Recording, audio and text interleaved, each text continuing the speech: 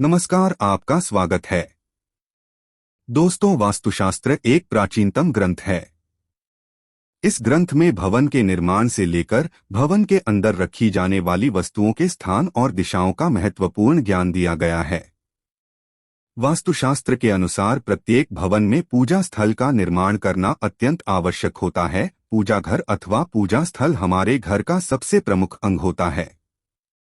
इस स्थान पर सकारात्मक ऊर्जा का निर्माण होता है और यह ऊर्जा संपूर्ण घर में संचारित होती है, जिससे घर का वातावरण शुद्ध और पवित्र रहता है। पूजा घर बनवाते समय भी हमें वास्तु के नियमों का पालन जरूर करना चाहिए, क्योंकि शास्त्रों में पूजा घर के संबंध में बहुत ही महत्वपूर्ण नियम बताए गए हैं। पूजा घर की दिशा, पूजा घर का स्थान, पूजा घर में रखी जाने वाली चीजें तथा पूजा करते समय मुख किस दिशा में होना चाहिए आदि प्रकार के बहुत ही महत्वपूर्ण नियमों को ध्यान में रखना आवश्यक होता है। तभी हमें हमारी पूजा का संपूर्ण फल प्राप्त होता है। कई लोग इन नियमों को नहीं जानते हैं और अनजाने में ही पूजा घर का निर्माण गलत दिशा में करते हैं अथवा पूजा घर में ऐसी चीजें रख देते हैं जो नकारात्मक ऊर्जा के स्रोत होती है। इन चीजों से निकलने वाली नेगेटिव एनर्जी पूजा घर को अपवित्र बना देती है। पूजा घर में हम अपनी अपनी पसंद के अनुसार और कोई की परंपरा के अनुसार देवी देवताओं की मूर्तियां तथा तस्वीरें रखते हैं। यदि परिवार बड़ा होता है तो सभी लोग अपने अपने इष्ट देवता की मूर्ति पूजा घर में रखते हैं। जैसे हर मनुष्य का जन्म अलग अलग राशि में होता है, तो उसके ऊपर एक विशिष्ट देवता की कृपा बनी हुई होती है। इसी कारण से उसे किसी एक विशेष देवता के प्रति लगाव अधिक होता है। शायद आपको भी किसी एक देवता के प्रति ज्यादा आकर्षण रहा होगा। इसके पीछे आपके जन्म का रहस्य छिपा हुआ होता है। वास्तुशास्त्र के अनुसार पूजा घर में देवी देवताओं की मूर्तियां अथवा तस्वीरें सीमित होनी चाहिए। एक ही देवताओं की अधिक मूर्तियां भी नहीं रखनी चाहिए। मूर्तियां रखते समय उनका मुख सही दिशा में रखना आवश्यक होता है, तभी वह मूर्तियां सिद्ध होती है। पूजा घर में बहुत ज्यादा मात्रा में मूर्तियां रखना भी अच्छा नहीं माना जाता, क्योंकि प्रत्येक देवता की पूजा पद्धति में थोड़ा फर्क होता है और अगर आप सभी देवताओं की पूजा एक ही पद्धति से करते हैं तो इसके अशुभ परिणाम प्राप्त होते हैं। इसीलिए जिन देवताओं की पूजा विधि आपको पता है, केवल उन्हीं की मूर्तियां अथवा तस्वीरें रखनी चाहिए। कुछ देवताओं को उग्र माना जाता है और उनकी पूजा विधि भी अत्यंत कठिन होती है, इसीलिए उनकी मूर्ति पूजा घर में नहीं रखनी चाहिए। इसीलिए आज हम आपको पूजा घर से संबंधित उन सभी महत्वपूर्ण नियमों के बारे में बताने जा रहे हैं जो आप सभी को पता होनी चाहिए। अगर आप शास्त्रों में बताए गए इन नियमों के अनुसार पूजा करते हैं तो आपको आपकी पूजा का फल निश्चित ही प्राप्त होगा, इसमें कोई शंका नहीं है। तो चलिए जान लेते हैं पूजा घर से संबंधित नियमों के बारे में। सबसे पहले और बड़ी गलती जो अक्सर हम सभी से हो ही जाती है, वो है मंदिर को स्वच्छ रखना। पूजा घर में मंदिर को जिसमें आप भगवान को स्थापित करते हैं, कभी भी अस्वच्छ नहीं रखना चाहिए। साथ ही हमें भी पूरी तरह से स्वच्छ होकर ही पूजा घर में जाना चाहिए। चप्पल जूते पहनकर या गंदे पैरों से पूजा घर में नहीं जाना चाहिए। दूसरी महत्वपूर्ण बात यह है कि हमारी पूजा घर का दरवाजा कभी भी दक्षिण दिशा में खुलने वाला बिल्कुल भी नहीं होना चाहिए। दक्षिण दिशा मृत्यु के देवता यमराज की दिशा मानी जाती है। इस दिशा में भगवान के लिए लगाए गए दिए की जो भी नहीं होनी चाहिए। इसी प्रकार से देवी देवताओं के मुख भी दक्षिण दिशा में कदापि नहीं होनी चाहिए। साथ ही यह भी ध्यान रखें कि देवी देवताओं के मुख्य एक दूसरे के आमने सामने ना हो। तीसरी बात है, पूजा घर में कभी भी खड़े हुए और नाचते हुए गणपति की मूर्ति न रखें। तांडव करते हुए भगवान शिव की मूर्ति अथवा तस्वीर न हो। हनुमान जी की तथा माता की रौद्र रूप में फोटो या मूर्ति कभी भी नहीं लगानी चाहिए। किसी भी भगवान की हमें शाही शांत और बैठी हुई अवस्था में अर्थात विराजमान अवस्था में ही मूर्ति होनी चाहिए। पूजा घर में किसी भी देवता की खंडित मूर्ति कभी नहीं रखनी चाहिए। चौथी बात है, पूजा घर में भूलकर भी किसी जीवित या मृत व्यक्ति की तस्वीर देवताओं के साथ नहीं लगाएं। यह बिल्कुल भी शुभ नहीं माना जाता है। कई लोग साधु संतों की तस्वीरें अथवा मूर्ति पूजा घर में भगवान के पास रख देते हैं। वास्तुशास्त्र में ऐसा करना शुभ माना नहीं गया है। घर के मंदिर में पूजा के लिए मूर्तियां रखी जाएं या तस्वीरें किसी भी देवता की एक से अधिक नहीं होनी चाहिए। साथ ही उन तस्वीरों या मूर्तियों की ऊंचाई 4 या 5 इंच से अधिक नहीं होनी चाहिए। जहां तक घर के मंदिर में शिवलिंग रखने का प्रश्न है, तो घर के मंदिर में 2 इंच से बड़ा शिवलिंग नहीं रखना चाहिए। यदि आपको अपने घर के मंदिर में बजरंगबली हनुमान जी की मूर्ति रखनी है, तो बाजार से खरीदकर ऐसी मूर्ति लाइए जो बैठी हुई अवस्था में आशीर्वाद देती हुई हो। घर के मंदिर में रखी जाने वाली देवी देवताओं की मूर्तियां या तस्वीरों के मुख प्रसन्नचित होने चाहिए। मंदिर में रखी गई मूर्तियों की बीच में कुछ दूरी अवश्य ही होनी चाहिए।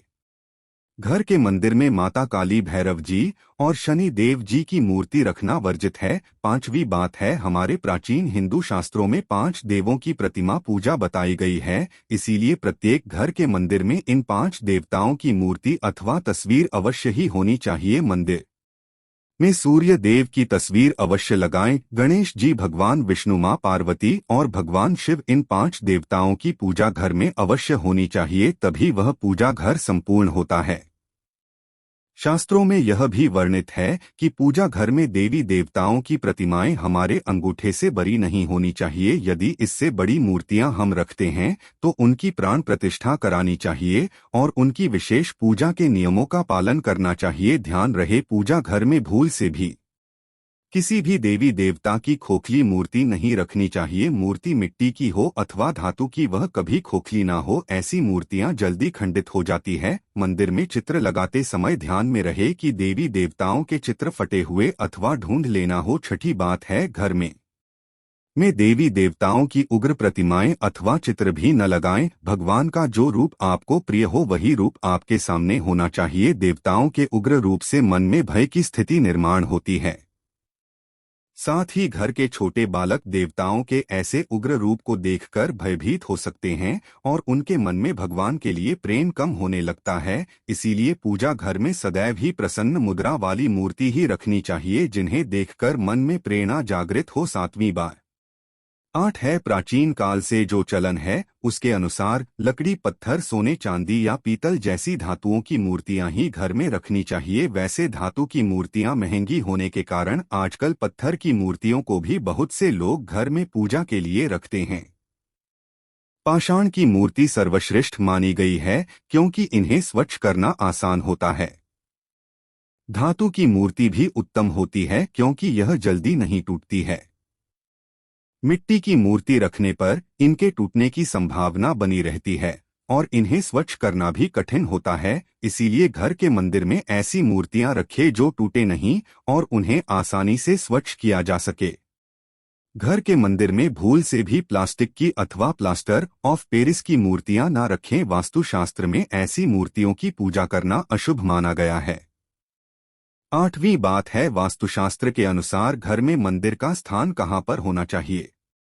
दोस्तों, भगवान तो इस संसार के कण कण में विराजमान हैं, लेकिन जहां बात करें मंदिर की तो उसके लिए निश्चित स्थान की आवश्यकता होती है ताकि ईश्वर का स्मरण करते समय हमारा ध्यान केंद्रित हो। इसके लिए वास्तुशास्त्र में पूर्व दिशा का निर्धारण किया गया है। यदि मंदिर को पूर्व और उत्तर की दिशा के मध्य में बनवाया जाए तो यह सर्वोत्तम होता है क्योंकि यह स्थान सकारात्मक ऊर्जा का स्थान होता है। इसी दिशा से सकारात्मक ऊर्जा घर में प्रवेश करती है। लेकिन ध्यान रहे, आपके घर का मंदिर वॉशरूम या शौचालय से दूरी पर होना चाहिए। अपने घर का पूजा स्थल ऐसे स्थान पर कदापि न बनाएं जहां पास में वॉशरूम हो, क्योंकि वॉशरूम या शौचालय नकारात्मक ऊर्जा का क्षेत्र है। ऐसे स्थान पर मंदिर बनाने से अशुभ परिणाम प्राप्त होते हैं। पूजा करते समय नकारात्मक ऊर्जा आपको प्रभावित कर सकती है। पूजा घर शयन कक्ष में भी नहीं होना चाहिए। 9वीं बात है, घर के मंदिर के संबंध में यह एक महत्वपूर्ण बात यह भी है कि जहां तक हो सके घर का मंदिर आपके उठने बैठने की जगह से ऊंचा होना चाहिए, क्योंकि सभी देवी देवता का स्थान हम सबसे ऊंचा है। घर में पूजा के स्थान के लिए एक अलग ही कमरा दिया जाए तो सर्वोत्तम होगा। घर के मंदिर में कभी भी बिखरा हुआ सामान नहीं होना चाहिए। देवी देवताओं की मूर्तियां, पूजा सामग्री एवं अन्य धार्मिक पुस्तकें आदि अपने अपने स्थान पर रखी होनी चाहिए। कभी कभी ऐसा देखा जाता है कि लोग लापरवाही में पूजा स्थान पर वस्तुओं को बिखरा कर रखते हैं। ये वस्तुएं हमारी पूजा में बाधा निर्माण करती है, जिससे हमारा ध्यान भटकने लगता है। इसीलिए पूजा घर में सामग्री को सदैव ही व्यवस्थित रखना चाहिए। घर के मंदिर में पूजा करने के बाद जली माचिस की तीली, मुरझाया हुआ फूल, जली हुई काली बाती आदि को हटा देना चाहिए। अपने पूजा स्थल को साफ सुथरा रखना चाहिए। घर के मंदिर में बिक्री और जली हुई माचिस की तीली नहीं होनी चाहिए। यदि दीपक जलाने के लिए आपने पूजा घर में माचिस रखनी ही है तो उसे किसी कागज या कपड़े में छिपाकर रखना चाहिए, उसे सामने नहीं रखना चाहिए। दीपक जल लाने के बाद बुझी हुई माचिस की तीली को इधर उधर नहीं फेंकना चाहिए, बल्कि उसे डस्टबिन में डाल देना चाहिए। ध्यान रहे, पूजा घर में लाइटर आदि चीजों का प्रयोग दीपक जलाने के लिए भूल से भी न करें। तो दोस्तों, इस प्रकार से आप अपने पूजा घर में वास्तुशास्त्र के नियमों का पालन करके सकारात्मक ऊर्जा निर्माण कर सकते हैं। उम्मीद है आपको यह जानकारी अच्छी लगी होगी। वीडियो को लाइक जरूर करें, कमेंट में जय श्री कृष्ण अवश्य लिखें, साथ ही चैनल को सब्सक्राइब जरूर करें।